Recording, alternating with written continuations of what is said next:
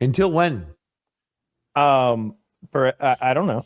I don't think there's a limit. I think there is. I think they do, but I think you have to I think you speak to a Canadian lawyer after 10 years or something, or 5 years, and they clear it for you. It's been 5. Okay, I could look into. So I think you could. I think you could speak to someone 5 years or 10 years. You literally hit up one Canadian lawyer and it gets it cleared up. Yeah. They just want you to pay a little bit for you to come back.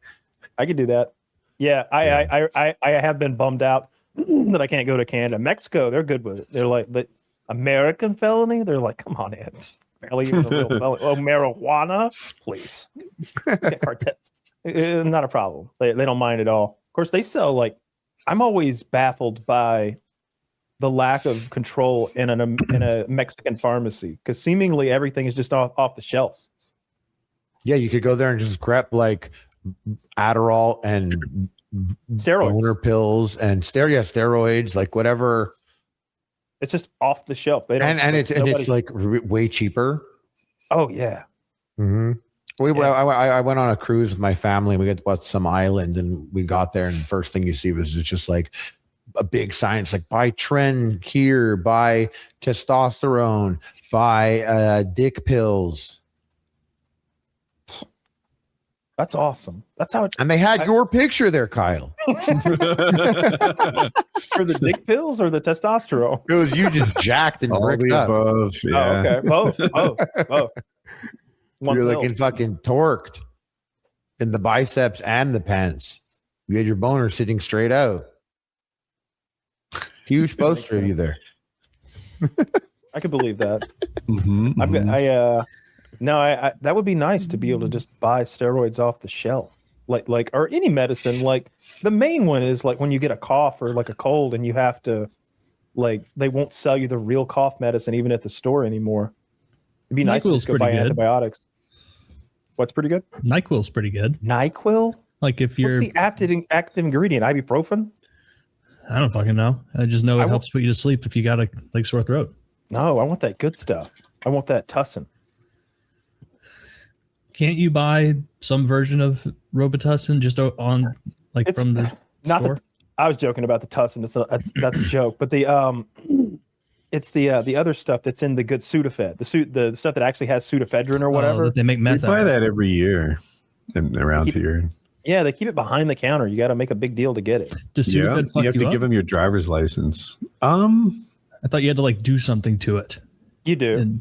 To turn it into meth, you do. I think some people like it straight. I've never done more than the actual one pill every 12 hours or something like you're supposed to. So it doesn't do anything for me. But if you take too many, I think some people like it. I don't know. It might be one of those drugs that people abuse like that, because I know there's a few over-the-counter cough medicine type things that people will drink a whole bottle of and go call it robo-tripping. Remember? Yeah. Well, then that makes me think it's Robitussin. Yeah, in that case it is. But there's several drugs that if you just eat the whole package, or sometimes 2 or 3 packages, you go on some wacky mind-bending trip and see the Hat Man. That's Benadryl, I think. See, there you go. Like diphenhydramine or whatever. You don't want to do that. Take too much Sudafed, I'm looking it up. It can lead to hallucinations. But there's a bunch of other shit you don't want. High blood pressure, severe agitation, nervousness, restlessness, trembling, seizures, heart attack, stroke. Oh. I'm not suggesting it. I'm just. Why did they lead with the heart attack and stroke? I was okay with the last trembling. I was trembling. All right. That sounds like I'm having a good time. Does it burn calories while I tremble? I always wonder. High blood pressure sounds like I'm pumped up. Let's go. Yeah. And a little stroke and heart attack. Whoa. Yeah, I'm not tempted at all to drink an entire bottle of Robitussin and go and see the Hat Man. That doesn't appeal to me at all. The ketamine appeals to me. LSD will always appeal to me, and DMT, of course. But I'm trying to find that. I don't remember what that subreddit was where the people talk about their experiences with Benadryl. It might be robo-tripping. It's like DP. No, because it's Benadryl. Oh. Yeah, I can't remember what it was called then. Is it diphenhydramine? Benadryl's the anti-allergic one, right? Yeah. Antihistamine I'm looking for. Yeah. Here it is. Yeah, let's DPH for getting fucked up on Benadryl. I bet it's more dangerous to take ridiculous doses of stuff like that than it is to take illegal stuff. Absolutely. Not all of it, of course, but yeah. Yeah, 100%.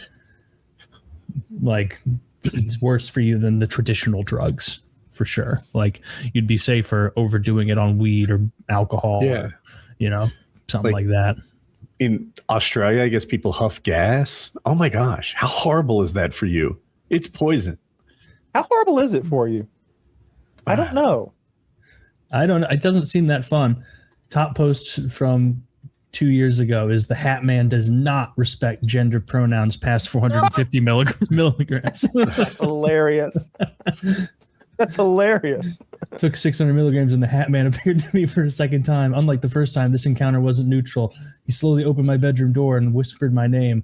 I didn't know what to do, so I laid there and didn't even attempt to respond. Then he slowly entered my room and just stood in the corner and telepathically misgendered me for 3 to 4 minutes. And I said I couldn't even do some simple thing like take out the trash or some shit. I got so mad, I was able to close my eyes and roll over. Wow. I said, what part of that sounds fun? None of that. I asked ChatGPT how bad huffing gasoline is, and there's a long list of terrible things that happen short term, long term. Definitely don't do it. But mixed in that list is euphoria. I'm like, don't be like dizziness, impaired judgment, vomiting, choking, a little euphoria, irregular heart rhythm. I'm like, wait a minute, one of these is actually good. Like, what are we doing? In our welding class in the tool room, there was a gasoline generator like tucked into the up. It was like up under where the welding cloaks were stored, and there was a kid who would go back there and take the lid off the gas thing and put his head in there and like get a big hit, and then he'd stumble around with a big goofy grin on his face and like eyes that were like not focused and be like looking like the totem. And we'd all laugh at him, but none of us were like, let's try that. Everybody was like, that's not a good idea.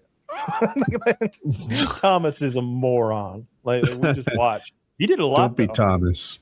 He'd do it 2 or 3 times a week at least that we saw. I wonder how he's doing now. Oh, he was doing poorly already. He already had a stutter. You think that helped? No, I don't think it. I don't think so.